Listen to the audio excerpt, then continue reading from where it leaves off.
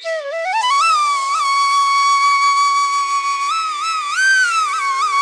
छोटे से गांव सुंदरपुर में काव्या नाम की एक सीधी साधी और मेहनती लड़की रहती थी।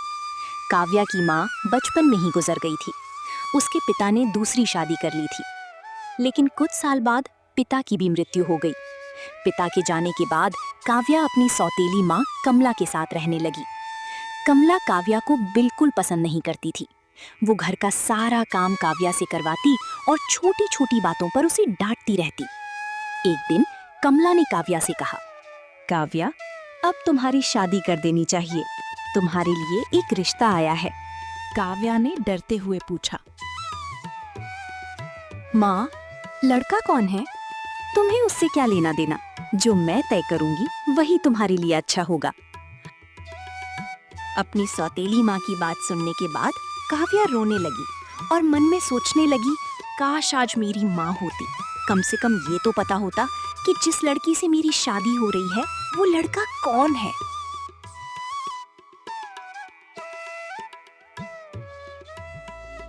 असल में कमला ने जिस लड़के को चुना था उसका नाम अमन था। गांव में लोग अमन को अजीब समझते थे क्योंकि वो अक्सर अकेला रहता, कम बोलता और अपने ही काम में खोया रहता था। कमला ने लोगों से सुन रखा था कि अमन थोड़ा पागल है। कमला के मन में एक बुरी योजना थी। कमला ने अमन के परिवार से बात की और शादी तय कर दी।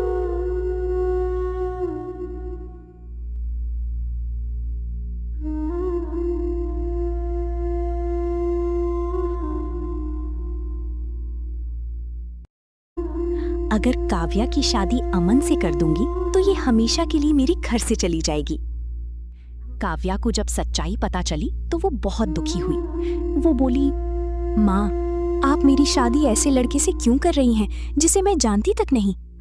कमला ने कठोर आवाज में कहा, बहुत सवाल मत करो, तुम्हारी शादी वहीं होगी। काव्या के पास कोई सहारा नहीं था।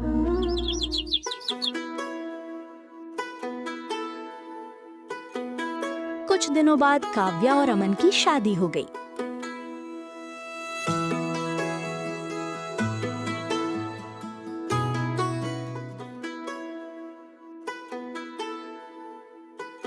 शादी के बाद जब काव्या पहली बार अमन के घर पहुंची तो उसे लगा कि उसकी जिंदगी अब और भी मुश्किल होने वाली है। लेकिन रात में अमन ने उससे सिर्फ इतना कहा, तुम डरना मत, मैं तुम्हें कभी परेशान नहीं करूंगा।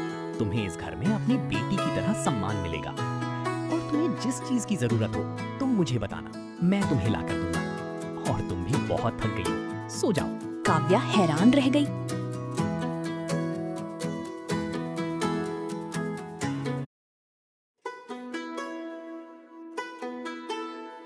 अगले दिन सुबह काव्या उठी तो उसने देखा कि अमन पहले ही घर का काम कर चुका था। काव्या ने पूछा, आपने ये सब क्यों किया? अमन, तुम कल ही इस घर में आई हो, तुम्हें आराम की जरूरत है। धीरे धीरे काव्या को अमन का असली स्वभाव समझ आने लगा। अमन बिल्कुल पागल नहीं था। वो बहुत समझदार, शांत और दयालु इंसान था। वो गांव के गरीब बच्चों को मुफ्त में पढ़ाता था और अपनी कमाई का एक हिस्सा जरूरतमंद लोगों की मदद में खर्च करता था। एक दिन काव्या ने पूछा, अमन, लोग आपको पागल क्यों कहते हैं? अमन कुछ पल चुप रहा और बोला, क्योंकि मैं लोगों की तरह दिखावा करना नहीं जानता। मैं किसी की मदद करता हूँ तो बदले में कुछ नहीं चाहता। शायद इसी वजह से उन्हें मैं अजीब लगता हूँ और लोग मुझे पागल समझते हैं। काव्या की आंखों में आंसू आ गए। उसने पहली बार महसूस किया कि उसकी सौतेली माँ ने जिस लड़के को पागल समझकर शादी की थी, बल्कि वो कितना अच्छा और समझदार लड़का है।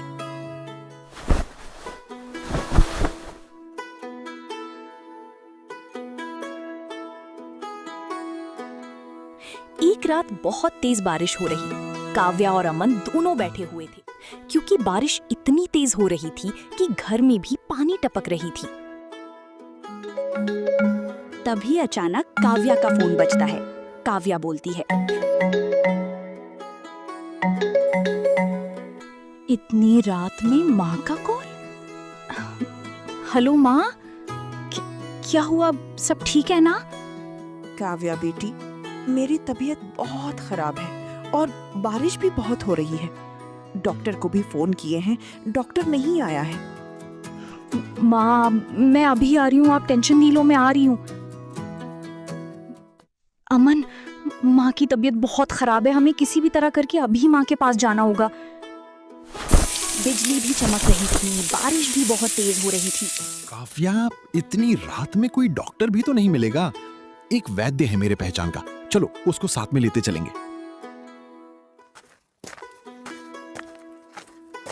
फिर भी बारिश में भीगते काव्या और अमन पहले एक वैद्य के पास गए, फिर उस वैद्य को लेकर काव्या की माँ के पास पहुंचे।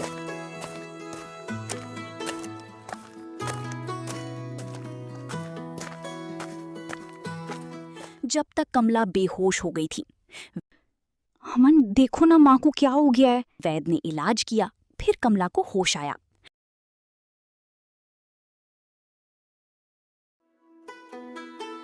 फिर कमला ने हाथ जोड़कर माफी मांगी। बेटी, मुझे माफ कर दो, मैंने तुम्हारे लिए क्या क्या बुरा किया।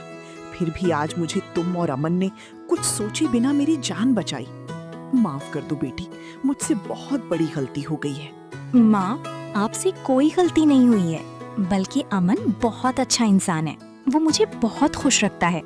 आपने मेरे साथ कुछ गलत नहीं किया, बल्कि अमन जब से मेरी जिंदगी में आया है तब से मेरी जिंदगी बहुत आसान हो गई है। मैं अमन के साथ बहुत खुश हूँ।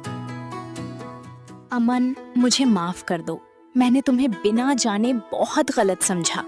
गलती हो गई तो उसे सुधार लीजिए। रिश्ते नफरत से नहीं, प्यार से अच्छे बनते हैं। जिस लड़के को उसने अपनी सौतेली बेटी से छुटकारा पाने के लिए पागल समझकर शादी करवाई थी, वही आज उसकी जान बचा रहा था। काव्या की आंखों में आंसू थे। उसने अपनी सौतेली माँ को माफ कर दिया। अमन और काव्या ने मिलकर गांव के बच्चों के लिए एक छोटा सा पढ़ाई केंद्र खोल दिया। अब वही लोग जो अमन को कभी पागल कहते थे, उसकी इज्जत करने लगे। किसी इंसान को दूसरों की बातों या उसके शांत व्यवहार देखकर जज नहीं करना चाहिए। इंसान की असली पहचान उसके अच्छे कर्मों से होती है।